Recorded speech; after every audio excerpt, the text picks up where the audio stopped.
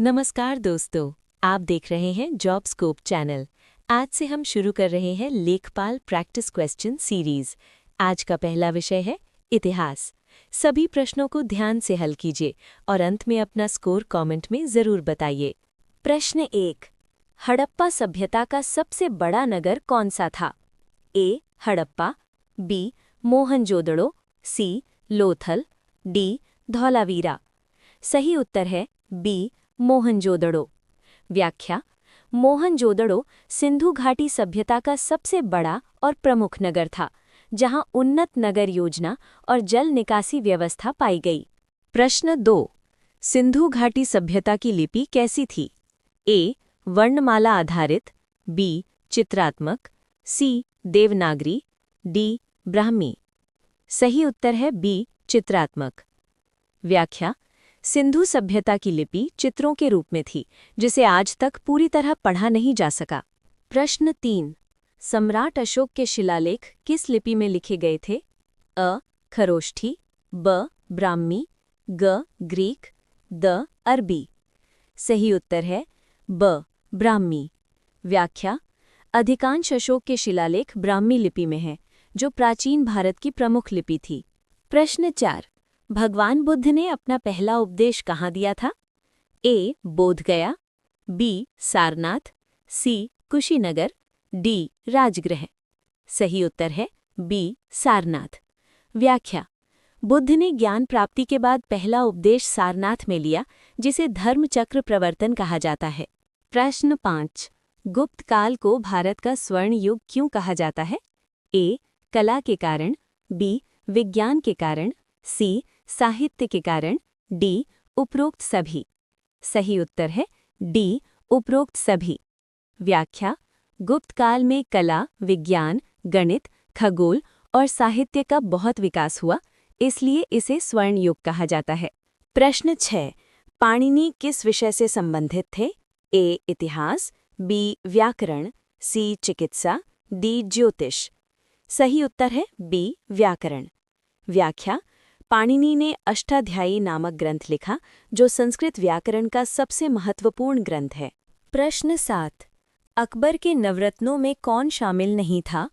ए. Birbal, B. Tansen, सी. अबुल फजल, D. Malik Kafur. सही उत्तर है D. Malik Kafur.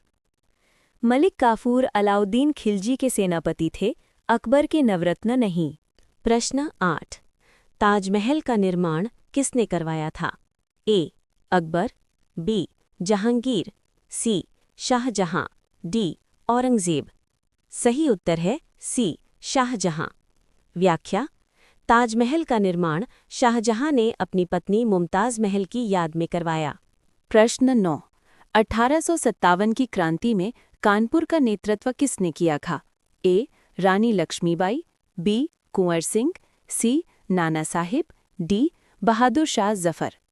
सही उत्तर है सी. नाना साहिब। व्याख्या: कानपुर में 1857 की क्रांति का नेतृत्व नाना साहिब ने किया था। प्रश्न 10। वंदे मातरम के लेखक कौन थे? ए. रवींद्रनाथ टैगोर, बी. बंकिम चंद्र चट्टोपाध्याय, सी. सुभाष चंद्र बोस, डी. महात्मा गांधी। सही उत्तर है बी. बंकिम चंद्र चट्टोपाध्याय। व्याख्या: वंदे मातरम बंकिम चंद्र चट्टोपाध्याय द्वारा लिखित उपन्यास आनंद मठ से लिया गया है। प्रश्न 11। जलियांवाला बाग हत्याकांड कब हुआ था? ए. 1917, बी. 1918, सी. 1919, डी. 1920। सही उत्तर है सी. 1919। व्याख्या: 13 अप्रैल 1919 को जनरल डायर ने अमृतसर में निहत्थे लोगों पर गोली चलवाई। प्रश्न 12। भारत छोड़ो आंदोलन किस वर्ष शुरू हुआ था? ए. 1940, बी. 1941, सी. 1942, डी. 1945। सही जवाब है सी. 1942। व्याख्या: भारत छोड़ो आंदोलन 1942 में महात्मा गांधी के नेतृत्व में शुरू हुआ। प्रश्न 13। भारतीय राष्ट्रीय कांग्रेस की स्थापना कब हुई थी? ए. 1885, बी. 1890, सी 1905, डी 1919। सही उत्तर है ए 1885। व्याख्या: भारतीय राष्ट्रीय कांग्रेस की स्थापना 1885 में ए.ओ. ह्यूम ने की थी। प्रश्न 14। आर्य समाज की स्थापना किसने की? ए. स्वामी विवेकानंद, बी. स्वामी दयानंद सरस्वती, सी. रामकृष्ण परमहंस, डी. महात्मा गांधी। सही उत्तर है बी. स्वामी दयानंद सरस्वती। व्याख्या: आर्य समाज की स्थापना 1875 में स्वामी दयानंद सरस्वती ने की। प्रश्न 15। डिस्कवरी ऑफ इंडिया पुस्तक किसने लिखी?